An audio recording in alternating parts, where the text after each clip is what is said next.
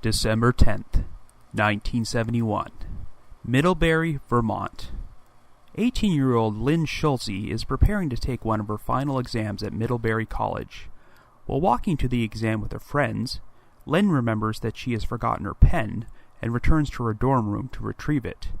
Lynne never shows up for the exam and vanishes without a trace. The case is forgotten about for over 40 years until an unlikely connection is made between Lynne's disappearance and one of the most sensational crime stories of the modern era. After that, the trail went cold.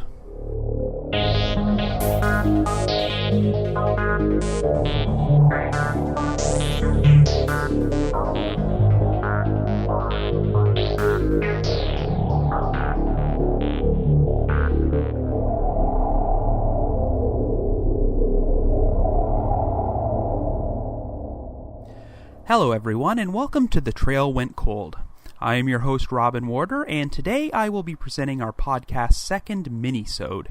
As you may or may not know, The Trail Went Cold has officially become a weekly podcast, and we are now alternating between our regular feature-length episodes and 10 to 15-minute minisodes. These are reserved for cold cases which don't have the material for our standard 30 to 40-minute episode, but have enough interesting details to discuss in a shorter minisode. We feel this is a good way to deliver weekly content to our listeners and provide exposure for more cold cases.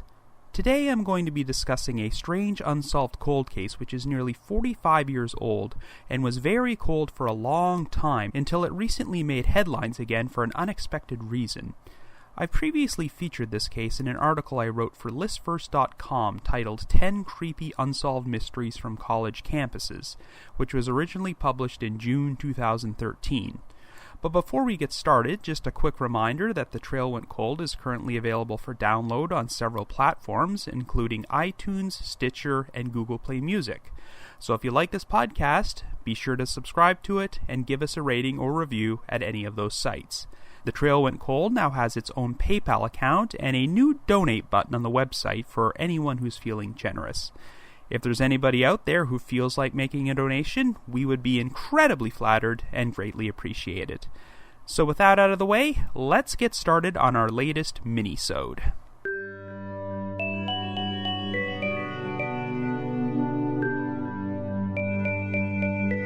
Our story begins in Middlebury, Vermont in 1971. Our central figure is an 18-year-old student named Lynne Schulze, who originally hails from Simsbury, Connecticut, and is attending her freshman year at Middlebury College.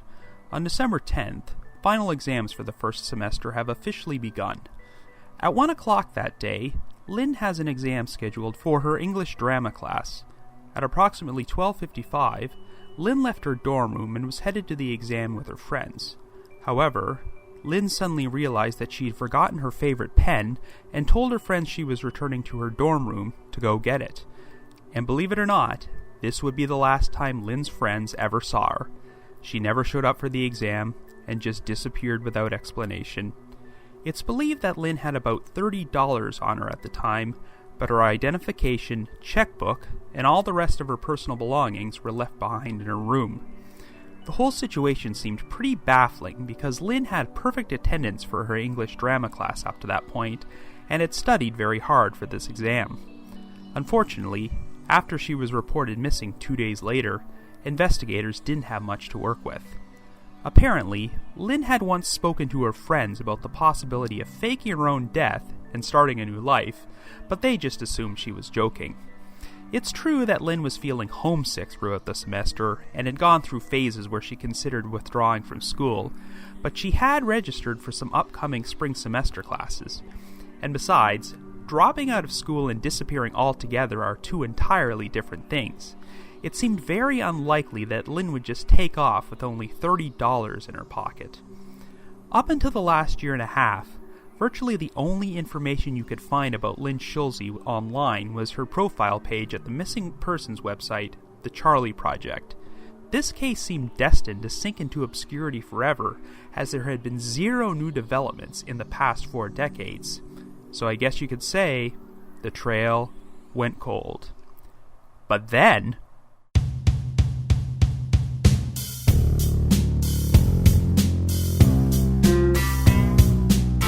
You probably recognize this music. Sundown on a sorry day.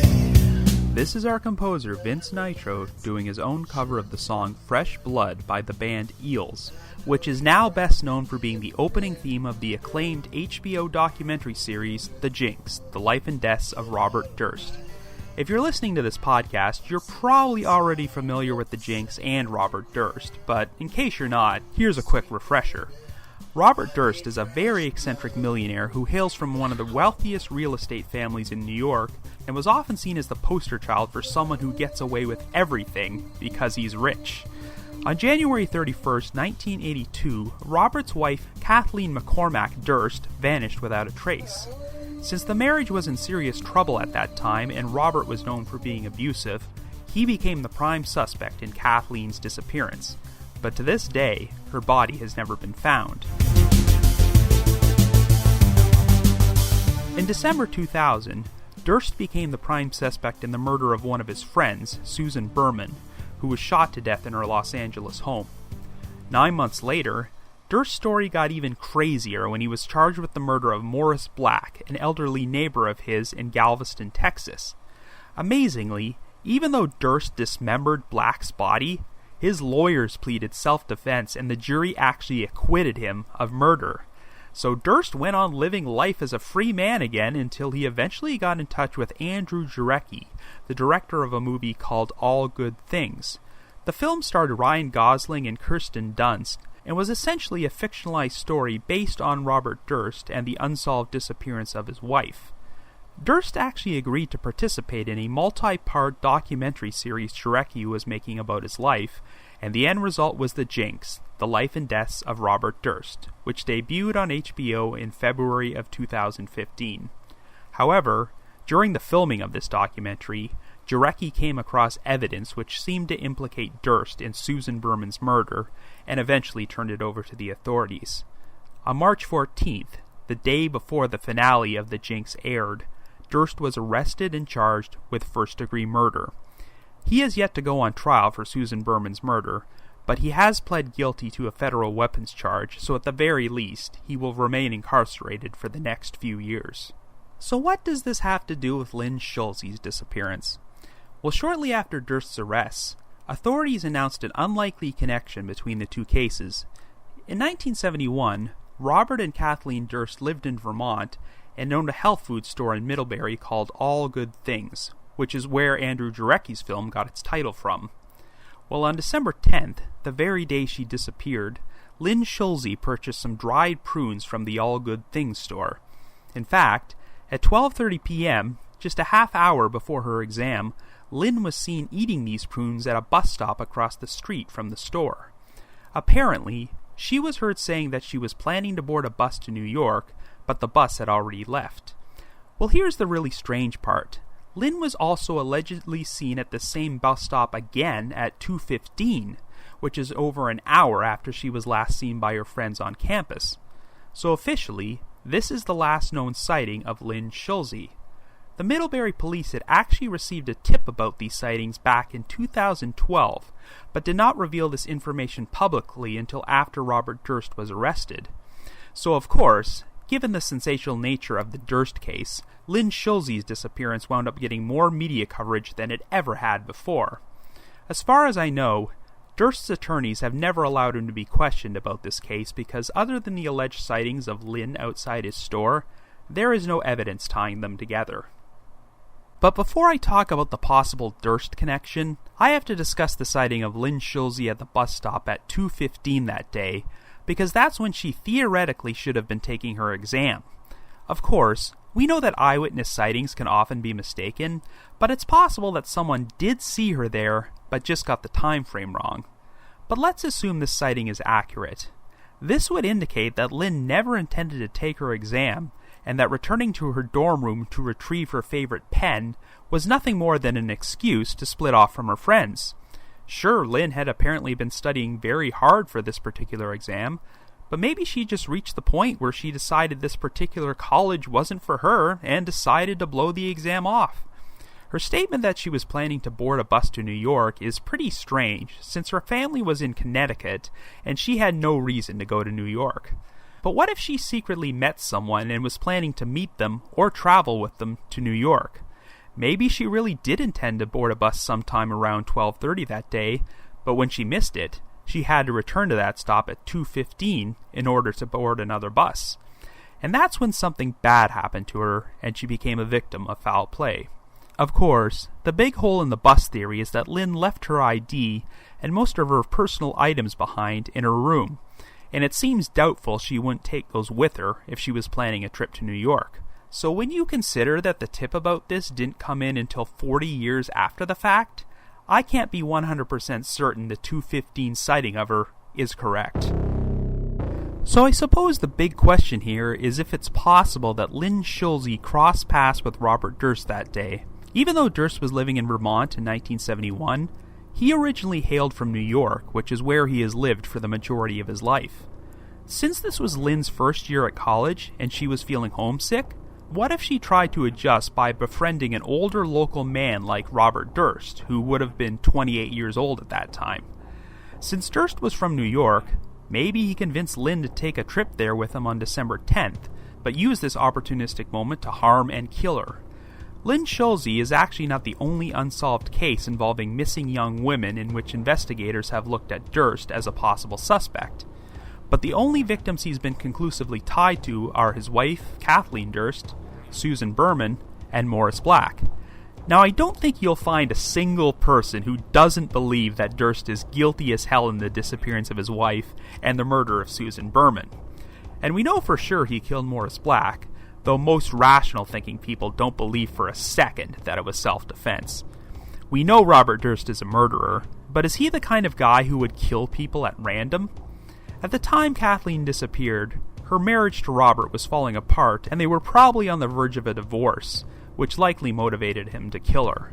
It's believed that Susan Berman helped fabricate an alibi for Robert at the time, but when the investigation into Kathleen's disappearance was reopened in 2000, and it became apparent that Berman was going to be questioned by police, Durst decided he had to murder his friend because she knew too much. And while the exact circumstances surrounding Morris Black's death are murky, it happened when Durst was hiding out in Galveston under a false identity, so it's possible Durst decided to kill Black after Black discovered who he really was. So we have 3 likely murders attributed to Durst, but one of them was his wife, and it seems like Durst killed the other 2 victims for the purpose of covering his ass and protecting himself. As far as anyone knows, Durst has never killed a victim at random, and the disappearance of Lynne Schulze took place a full 10 years before his wife went missing. While it would be tempting to believe Durst was a predator who decided to target a young female college student, that doesn't seem to be his MO. Of course, if it turned out Durst was having a secret affair with Lynne, and he decided to get rid of her before anyone found out, then yes, he would have a motive to murder her. But no one has ever found any evidence to suggest that Robert Durst and Lynne Schulze actually knew each other.